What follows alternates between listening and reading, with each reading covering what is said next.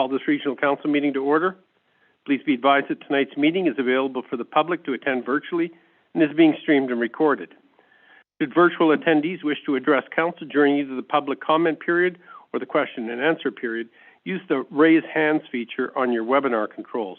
When it's your turn and are prompted, unmute your microphone, state your name, and ask your question. Once your question is ended, you'll be muted again. Are there any council additions? No CAO additions? No mayor's additions? Can I get a motion then to adopt the agenda? Moved by Councillor Penny, seconded by Councillor Andrews. All those in favor? Carried. Can I get a motion to adopt the minutes of the Special Regional Council meeting of April 12th, the Regional Council meeting of April 12th, and the Special Regional Council of April 15th. Moved by Councillor Soul, seconded by Councillor Gerwing.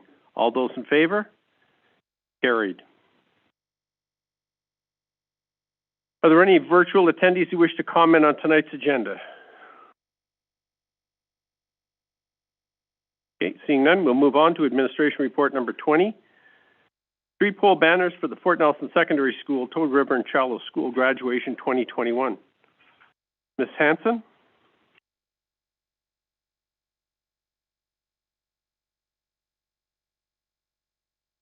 Council's been presented with a letter from Gloria Woodcock regarding banners for the graduation class. Council had approved doing it last year, and the total Rotary Club donated $2,300. You keep cutting out, Teresa. Sorry. The cost to the town was $3,200 in man hours to put the banners up. Are there any questions? Councillor Andrews. Yeah, I remember last year quite a few of these. We had the wind come through. We were replacing them. I'm just curious about looking for maybe better quality, something that'll last a little bit longer. Yes, there was about half a dozen that came back at the end of the season that were kind of torn.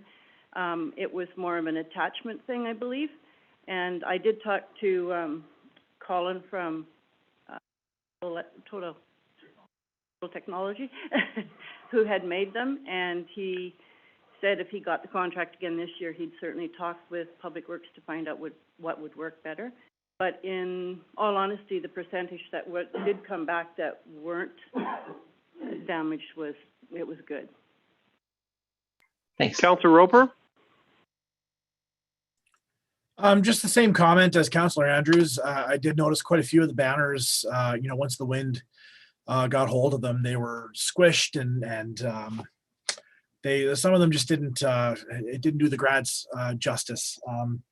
Personally, I'd like to see it go back out to tender and see if there's maybe some more interest, maybe a different kind of banner material, relook at the costs and start from scratch, because I feel like last year we there could have been it could have been a little bit better.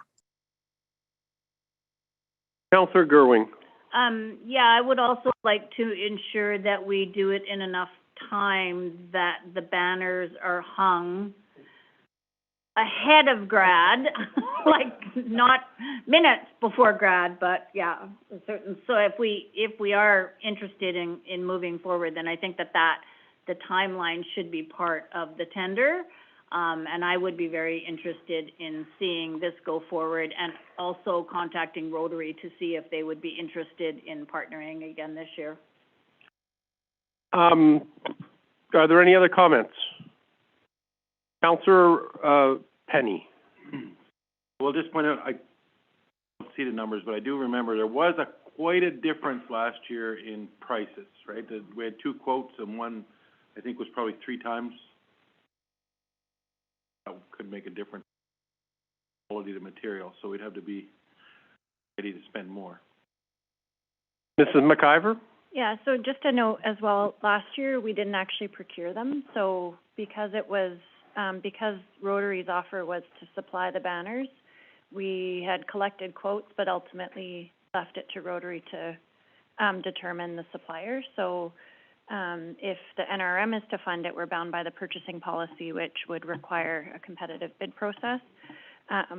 So it would kind of just restart the whole conversation for this year.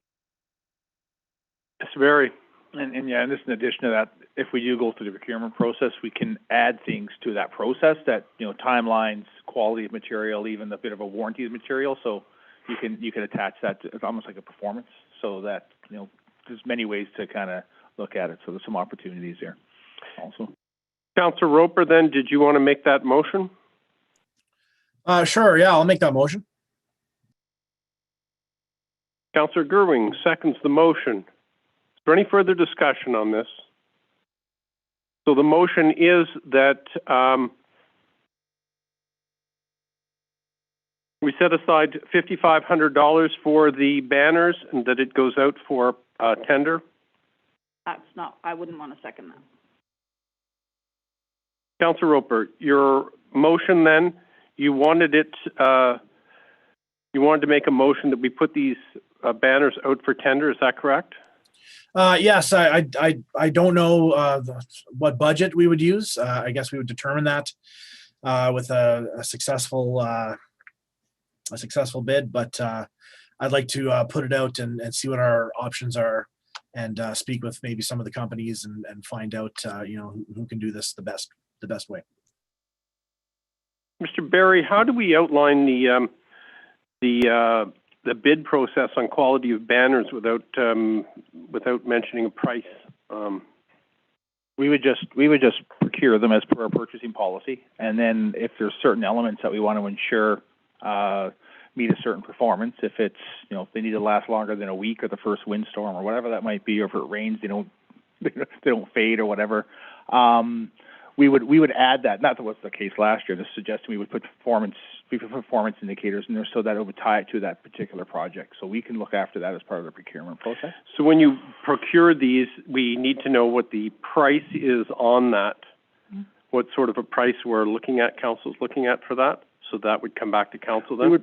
We would bring a report back to council outlining the submissions. I mean, given typically the procurement process would allow us to do that without bringing it back to council, but since there's been no budget or anything approved as part of the process, we would bring the information back to council to make sure that they were fine with the process, the price, and proceed and get a resolution to proceed from there. The problem is in Councillor Gerwing's pointing out that we are, you know, we don't want these procured and then 2 weeks and then come back to council and then, you know, shove that off further. So what I would like to do is I would like to set a dollar figure here that we are approving so that we can go out and procure decent banners for the school in a fairly rapid timeline here. So I guess what I'm looking for here is that maybe we could put a price on this, a maximum price. We don't have to meet the maximum price, but at least we have a price there so that administration can go out, source the banners, and order them, and we can get that done as quickly as possible. Councillor Gerwing.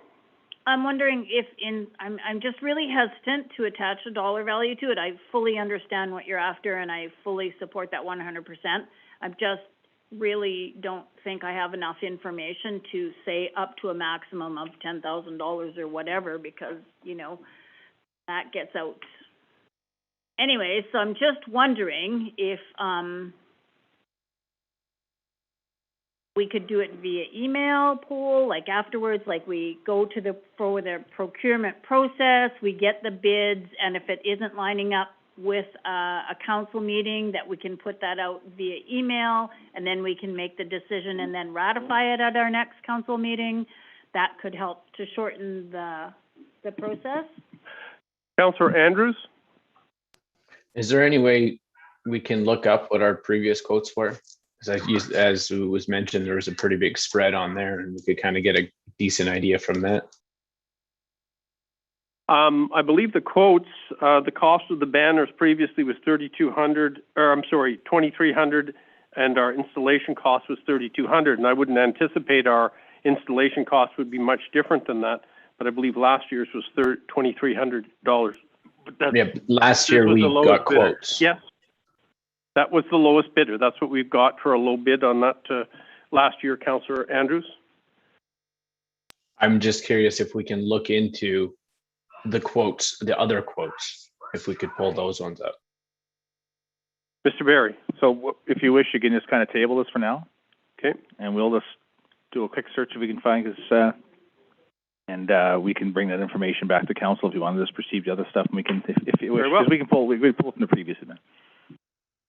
Very well. We're going to move on then to admin report number 21, Parks and Public Facilities. Ms. McIver. So Gabrielle, one of her projects as local government intern was to look at a Parks and Recreation bylaw. So ultimately, for, I would say decades probably, we've had some robust policies in place around the recreation center and use within the facility, as well as permits are issued for using spaces. Fees are obviously charged for different activities and programs and rentals, but ultimately a local government's authority is granted through the establishment of a bylaw to charge fees and issue permits and regulate use. So we don't have one, and we recognize that we should have one.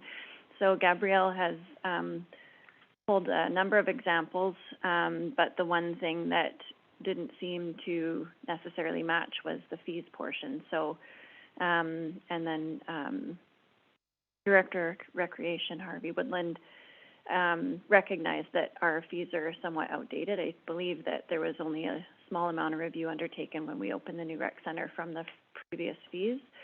So we thought, because this will likely fill a significant component of the bylaw, it would be worthwhile to bring back a future report to council to discuss fees specifically. But ultimately, it would look after our built facilities, it would look after our in-town parks and our regional campgrounds. Councillor Gerwing. Would the bylaw make it so that rec center management could increase fees without coming back to council for permission? No, so if the fees lived in a bylaw, they could only be amended through a council amendment of a bylaw. Okay, thank you. Yeah. Any other questions? Very well. I'll ask for a motion on the recommendation then, please. I'll make the motion. Moved by Councillor Penny. Second by Councillor Roper. All those in favor? Carried. Administration report number 22. Amendments to Garbage Disposal and Wildlife Attractions Bylaw 5, 2009. Ms. McIver. I think we have Chief Childs with us here this evening. I'm not sure. James, did you want to chat about this one? Yeah, can you hear me? Yes. Thank you, Mayor and Council. So basically, what we're looking for is working with the WildSafe BC coordinator, Conservation Service, and the bylaw officers working together as a group the last few years. We've been having just some minor little glitches with the current garbage disposal and wildlife attractants bylaw. And we're basically just trying to update that so it matches our current bins that we use today, or if we move to the animal safe, wild safe proof bins. We're just looking at a few things we want to change, like fix up some of the definitions. We've had meetings with the Conservation Office and the Wild Safe coordinator, and we've all agreed that we can extend the time at the end of the day for when the bins need to be taken off the road. So it assists those members of the public that are working shift work. 7 p.m. in the evening is a little early for a lot of people because they don't get off till 8 or 9 o'clock at night. So we're looking at increasing the time when the bin is taken off the road versus 7 p.m. And we're also looking at adding a few things like chickens to the bylaw and anything that, as a group, we're working on different ideas on how we can improve this bylaw so it does assist in preventing any wildlife attractants around the community. Okay, thank you, Chief Childs. Any comments on that? I like chickens. Let the record show that Councillor Souls likes chickens. Councillor Roper, where do you weigh in on chickens? Yeah, that's my comment, is about the chickens. Can I get some, maybe some historical context on the, on that bylaw for, backyard chickens? It's permitted right now, as I understand. Would this prevent people from owning that?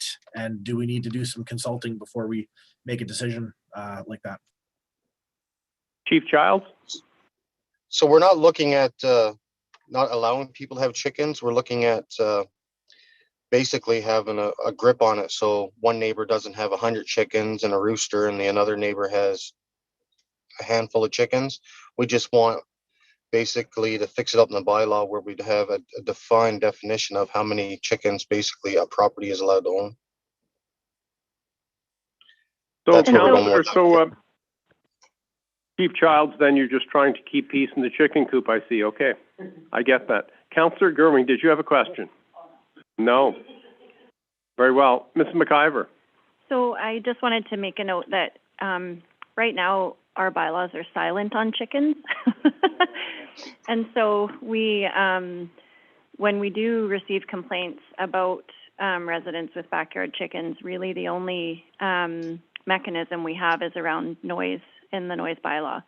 And so it was identified that the way that people tend to feed their chickens or allow their chickens to range can sometimes just inadvertently be an attractant. So, obviously predatory wildlife tend to look for food sources, whether it's,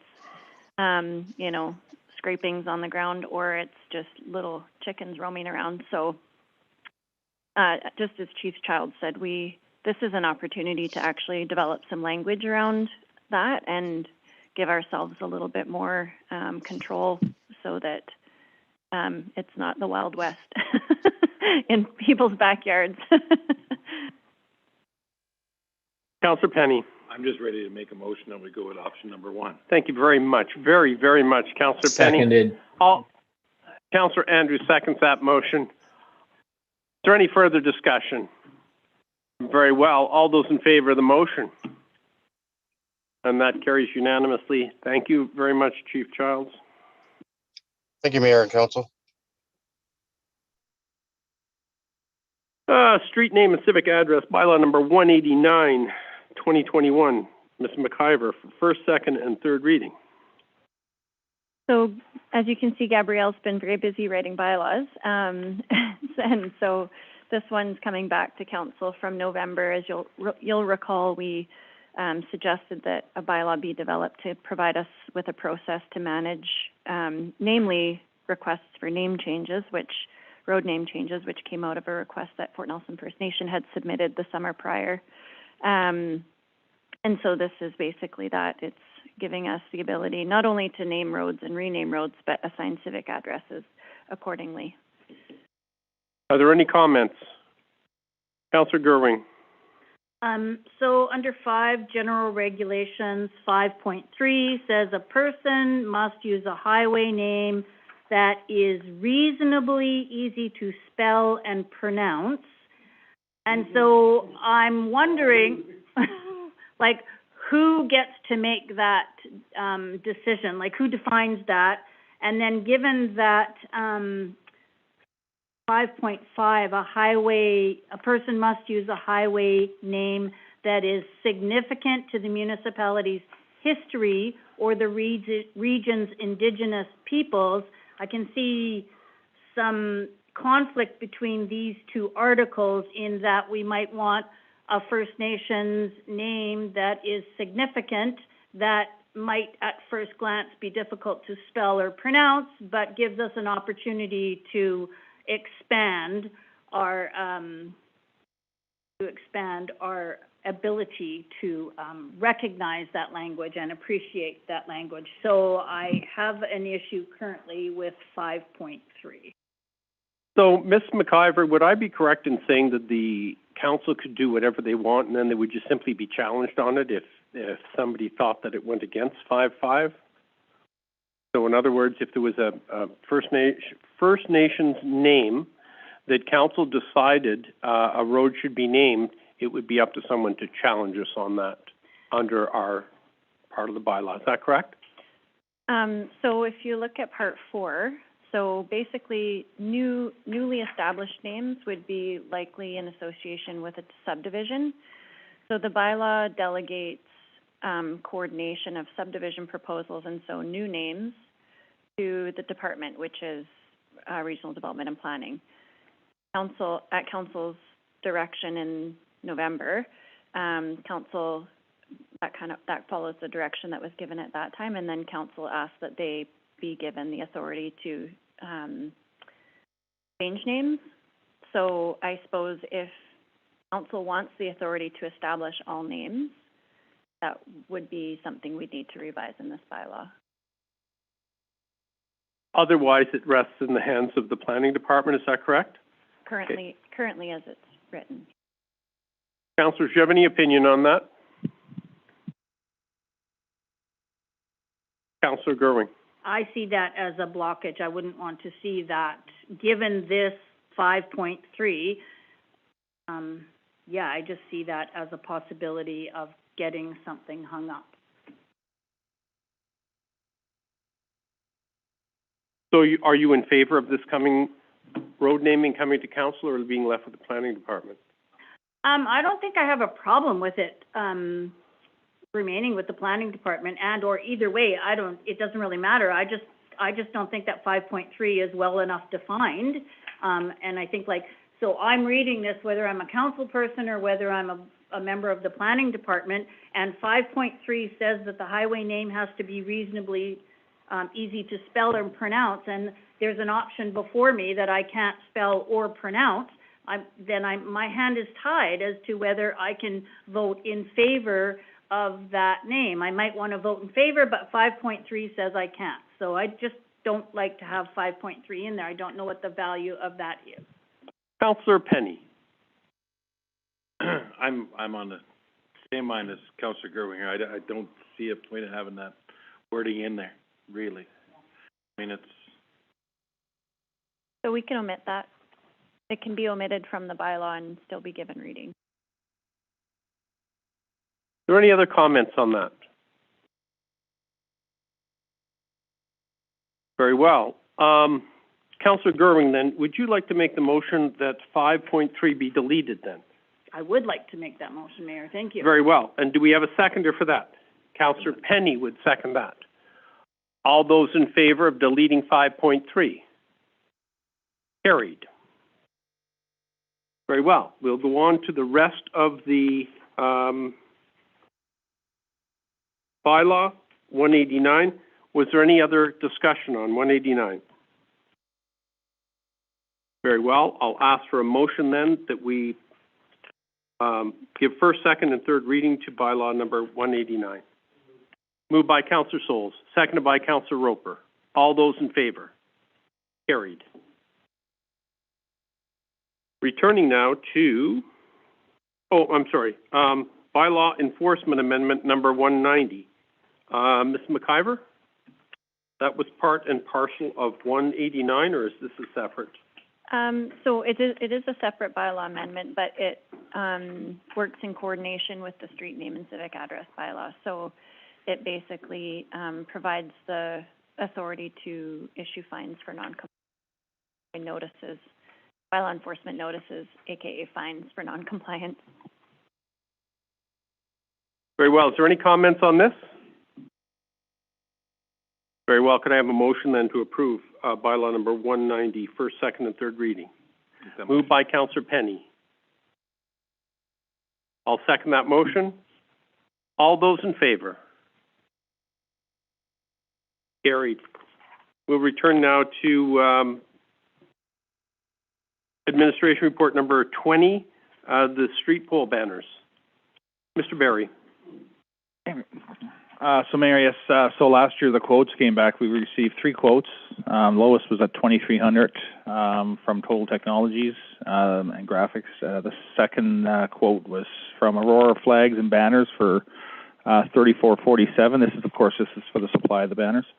And then Logotech was at $74.80. $7,480. Very well. That was based on 44 banners. This is based on, of course, 47, but there's 3 banners away.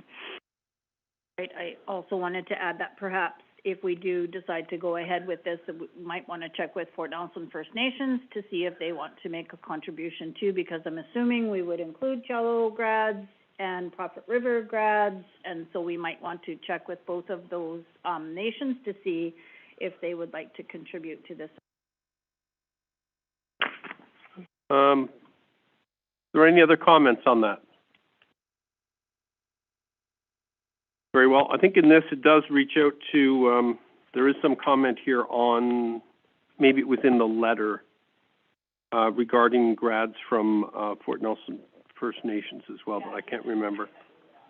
Yeah, no, that's, so we could reach out to Fort Nelson First Nations and Prophet River to see if they wanted to contribute to this. So we have the highest cost, I guess, Mr. Barry, would be $74.80 from last year. Highest cost is $74.80. You've got $3,200 then for your cost of installation, which is approximately 80 hours time, and then of course you would double that if we were to take them down and put the other ones back up if we were to go with the tourism ones again. Which last year, I don't recall if we did that, it went straight, that'd be to the Christmas ones. So, yeah, we just had the one round, so at $3,200. Councillor Andrews, did you have a question? Oh. I would just say that if we're making a motion with the money attached to it, we should maybe just do it for banner costs. We know what our installation fee is, so I don't think we should have to attach that. I think it's a given that we'll do that if we're buying the banners. Councillor Roper? Yeah, I'm just curious. Was Logotech's cost, that didn't include installation? That was just for the materials for the banners? That's correct. Just to supply the banners.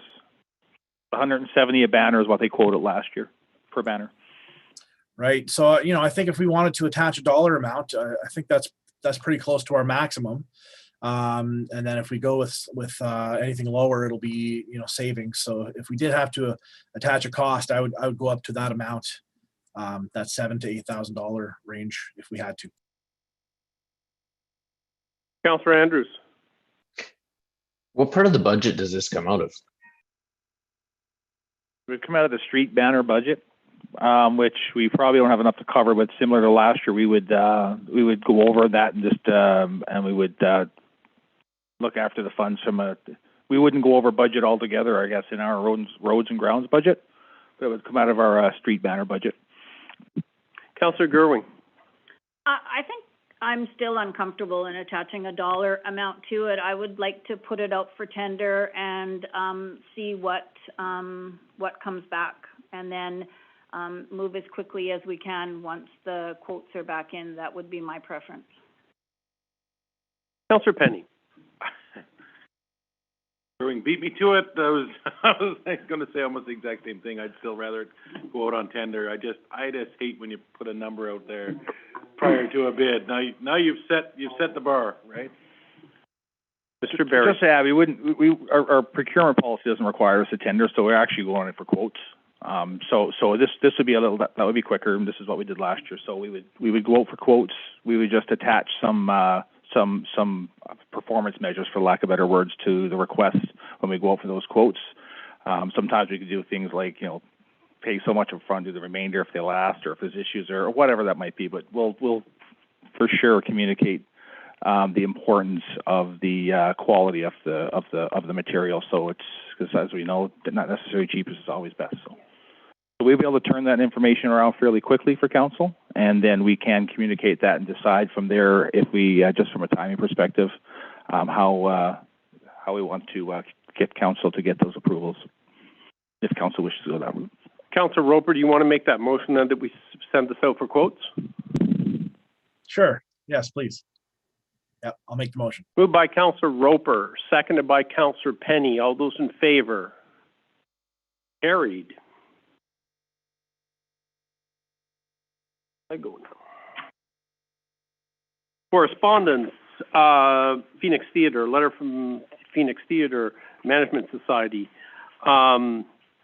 Mr. Mayor, I'm going to declare a conflict just to take myself out of the conversation. I'm still employed with the society, so I'll be stepping up. Thank you. Very well. Thank you, Councillor Roper. If we could show that Councillor Roper's left the meeting, that would be great. Phoenix Theatre Management Society sent us a letter asking for the use of the, well, I will let Ms. McIver address this.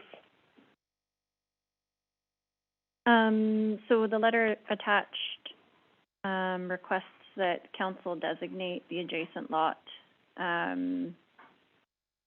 to the east of Town Square for future use as a arts facility expansion. So I think this has been something that the society's discussed for quite some time. As you'll see, it came up in a 2019 meeting of the board, and so looks like they're wanting to pursue grant funding through NDIT to do a capital investment analysis, which is essentially a business case for the project. And other than that, we don't have a whole lot more details. I will note that Michelle Mitchell is in attendance virtually if council has any specific questions for her. Ms. McIver, it says the endeavor will depend entirely on the procuring the land adjacent to our space for these purposes. So is the NDIT grant dependent on sale or a lease of this property? For the capital investment analysis, it's just a business case. So it doesn't, the program guide didn't explicitly say they need to occupy or have ownership of the space they're investigating or their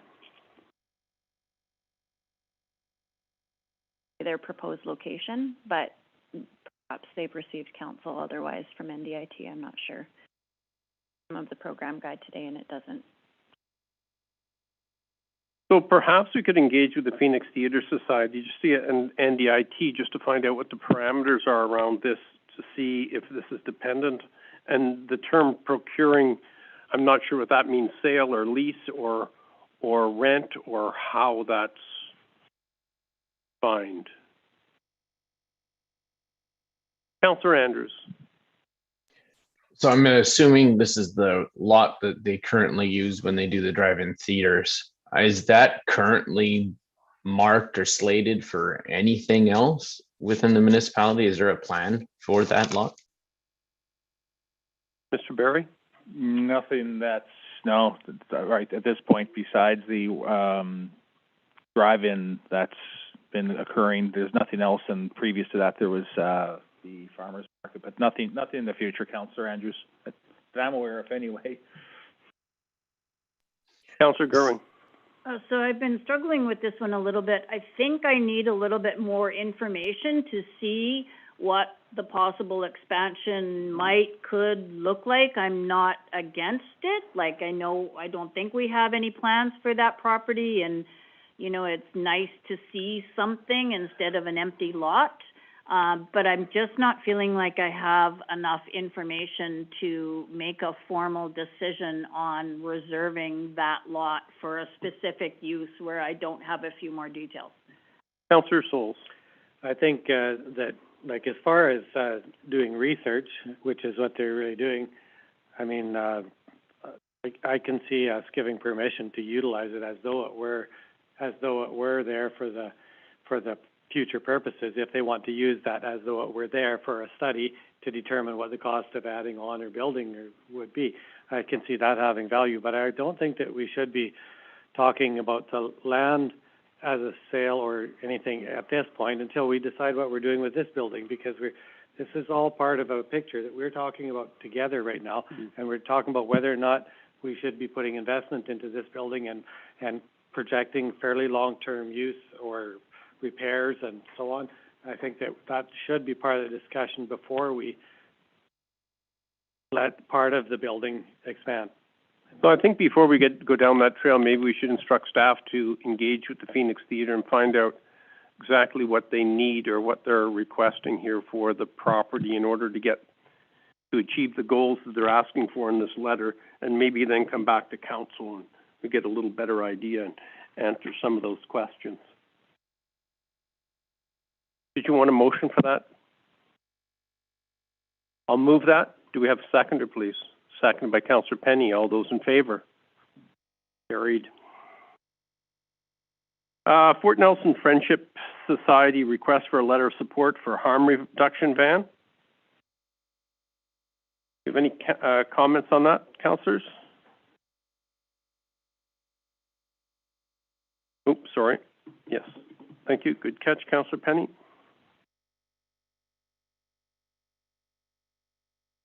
There he is. Welcome back, Councillor Roper.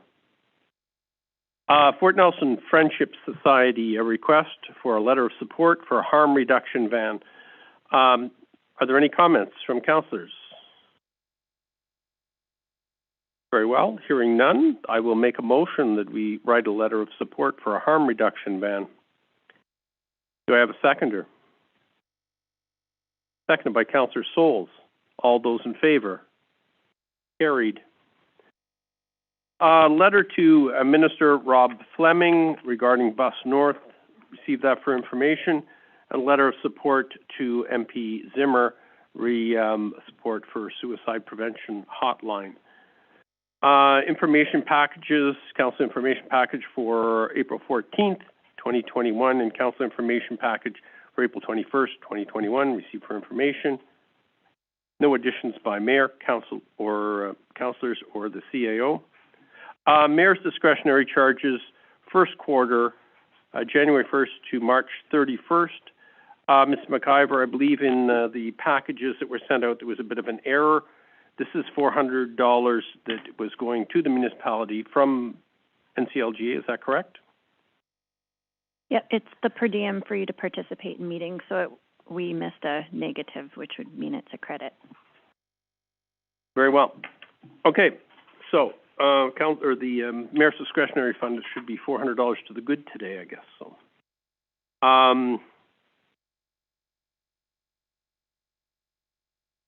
council reports. Are there any council reports? Councillor Gerwing. Thank you, Mayor. On April 14th, I attended the NCLGA Healthcare Committee, and we reviewed the healthcare survey. Northern Rockies had by far the greatest participation. Thank you, everyone. I was like proud. And we identified next steps, which are preparing a summary report outlining themes and other information that may be useful in our advocacy work. And using this information, the organizing committee for the virtual AGM is looking at creating a community board to spark member discussion during the AGM. And other work has included preparing a letter of support for the PRRD's regional hospital district capital costs and participation in the Plural BC study. April 14th, I attended the tourism workshop as part of the community engagement piece of our tourism strategic plan. And as mentioned before, it was a 2-hour workshop, very engaging, and Banneken Travel did a great job. April 20th, I had my Zoom meeting with Doug Blackie, the NRM healthcare advocate, as part of council's engagement process. April 21st, I attended the Northern Rockies Trail Society. It's now officially incorporated. The chair is Dan from Northern Rockies Lodge. Sorry, I can't pronounce your last name properly, so I'm just going to not try. The vice chair is John Milner, secretary treasurer is Bev Vandersteen, and directors are Sarah Gardner, Allison Starr, and Mike Eastwood. The society meets monthly and is currently in the forming stage. And on April 22nd, I attended the Chamber of Commerce AGM. Very well. Any other council reports? Very well, I'll do mine. April 14th, I attended the Resource Municipalities Coalition meeting from 9 till noon. There were items on the agenda, which was the Works in Progress Review, Task Force for Real Jobs, Real Recovery, Update, MOU for Indigenous Resource Networks, ESG workshops, current financial snapshot of the Resource Municipalities Coalition. There was email response from Federal Minister Friedland, Deputy Prime Minister, regarding the small modular reactors, and also a letter was received from the Federal Minister Seamus O'Regan, Minister of Natural Resources, responding to the Resource Municipality Coalition's letter on small modular reactors. This was the first meeting I attended since we've joined, so I was a little bit behind the eight ball here, trying to catch up with the work that they've been doing, but that was the Zoom meeting. April 15th, Northern Health, Northern NCLGA resolution debate procedure practice. So we did practices for the resolutions at NCLGA. Too many acronyms. April 19th, Northern Health Regional Hospital District spring meeting regarding capital projects throughout Northern Health's district. Attended that. April 20th, like Councillor Gerwing, interview with Mr. Doug Blackie, who's the advocate for our health advocate. And April 23rd, a Zoom meeting with Mr. Al Bone of Saunders, Bone, Rose, and Grindle, the auditors for the municipality, which was about an hour. And Mr. Bone pointed out that the auditors for the municipality work for this council and that we are entitled to, and we should, if we have questions, phone him anytime during the year. And he's made himself available, and he will have a final draft of his audit report available for the council here shortly. And that was it. Councillor Gurmey. Can you get us, or me, or council, some information on the coalition's letter or their stance on small-scale reactors? Like, what is their position on that? They're small-scale nuclear reactors. They had a positive, they were in favor of small-scale nuclear reactors. I can get you the letters. I would appreciate that. Thanks. Okay. Any other questions? Very well. Are there any questions from the media?